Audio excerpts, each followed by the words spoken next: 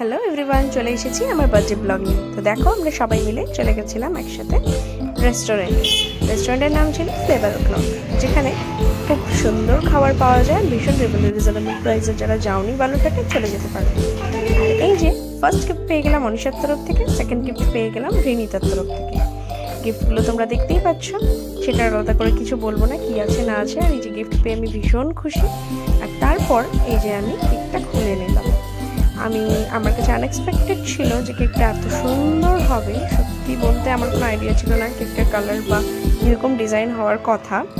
But দেখো, কেকটা দারুণ হয়েছে। বানিয়েছে আমার চেনা পরিচিতই একজন, বর্ণালী ওর নাম। ও ভীষণ সুন্দর কেক বানায়। ইভেন আমার প্রত্যেকটা অকেশনের কেক ওই বানায়। ভীষণ সুন্দর হাতের কাজ ওর, টেস্টটা দারুণ হয়। ফটোশুট করে নিলাম, ছিলাম তখনও ভিডিওটা আমার করে নিল। তারপরে এই যে এদের অবস্থা, খুব বাজেভাবে এরা সবাইকে রোস্ট করছিল। এই যে সবাই একসাথে বসে পড়েছে। ওইদিকে অনিশা বিশালকে খুব বাজেভাবে রোস্ট করার চেষ্টা করছিল, কারণ বিশালের লাইফে কেউ নেই সেটা নিয়ে কথা উঠেছিল। খুবই বাজে অবস্থা এদের। আচ্ছা, আর এনার কাছে কনফার্মেশন নেওয়া হচ্ছিল যে লাইফ কেমন চলছে না চলছে। আর তারপর ইনি বোঝানোর চেষ্টা করলেন বিশালকে যে এইসব কথা শুনে লাভ নেই, আমরা পারবো না মেয়েদের সাথে।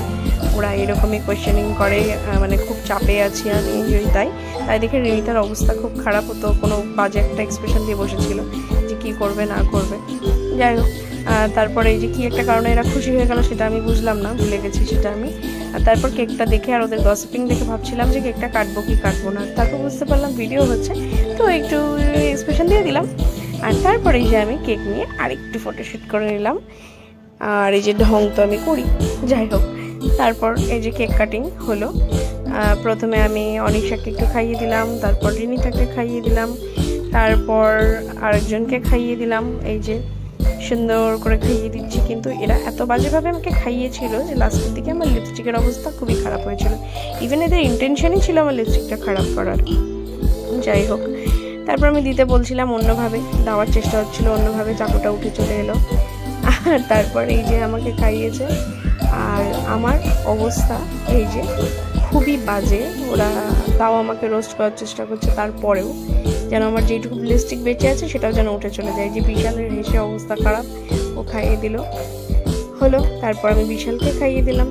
আর এই যে তারপর এরা দুজন মিলে যেন মনে হচ্ছে আমার মুখে ভাত দিচ্ছে, এত সুন্দর করে দুজন মিলে খাওয়ালো। আলটিমেটলি আমার অবস্থা একদম শেষ ওখানেই। আমি তো ভাবছিলাম পরে আর কোনো ফটোই তুলতে পারবো না, বাট তারপর লিপস্টিকটা বেঁচে ছিল। তারপর চলে এসেছিল আমাদের চিকেন পকোড়া। আর এই যে সবার মুখ দেখাতেই তাদের নাটক শুরু হয়ে গেল। মেইন কোর্সে ছিল মিক্সড ফ্রাইড রাইস আর হংকং চিকেন, যেই দুটোরই টেস্ট দারুণ ছিল। টেস্ট নিয়ে কোনো কথা হবে না। আবারও বলবো, ফ্লেভার ক্লাবে যারা যাওনি তারা অবশ্যই গিয়ে ভিজিট করে এসো। ওখানকার খাবার খুবই ভালো এবং ভীষণ রিজনেবল। আর এই যে আমরা বেরিয়ে পড়লাম। তারপর বিকেলে চলে গেছিলাম প্রিন্সিপাল ম্যামের বাড়িতে। ওখানে ছিল একটা ছোট্ট আড্ডা। এই কারণে ছিল সেটা না বললে হবে। ইন্ট্রোডিউসিং আওয়ার চারি, ইন্ট্রোডিউসিং দ্য গরুজ হিয়ার। এই যে এক গরুর হাতে পৌঁছে গেছে। খুব বাজে আমাদের অবস্থা হয়েছিল। তারপর চলে এসেছিলাম আবার বাড়িতে। তো বুঝতেই পারছো, যেহেতু বার্থডে, পুরোটা দিন মানে আমার নাজেহাল অবস্থা। আর তারপরে যে মা এত সুন্দর করে ডেকোরেশন করেছিল, আমি ঢুকেই সারপ্রাইজ হয়ে গেছি। তারপরে এই যে বাড়ির সবাইকে নিয়ে আমার শুরু হলো আবারও একটা বার্থডে সেলিব্রেশন। সেদিন তো মানে দুবার হয়েইছে। আর সারাটা দিনই প্যাকআপ ছিল, এখানে না ওখানে, ওখানে না ওখানে।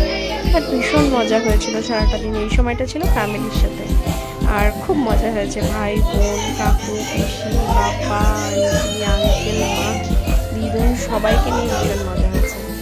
আর এই যে আমি ওর ছোট্ট রুটিকে খাইয়ে দিয়েছিলাম।